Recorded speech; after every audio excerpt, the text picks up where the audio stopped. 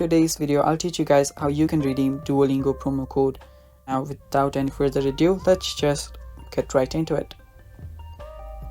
First, open up your Duolingo, and after you've opened it up, just let it load. And after you've done that, what you need to do is go to your settings. That is on the top. You will see the diamond option, that is for the blue one.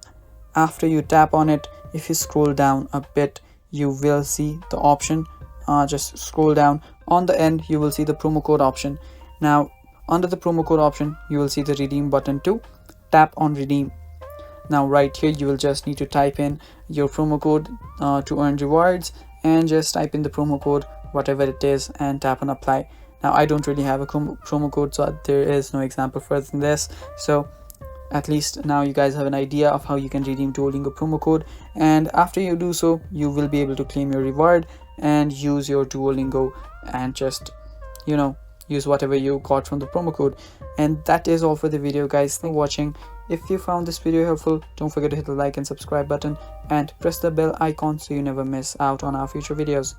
Bye bye.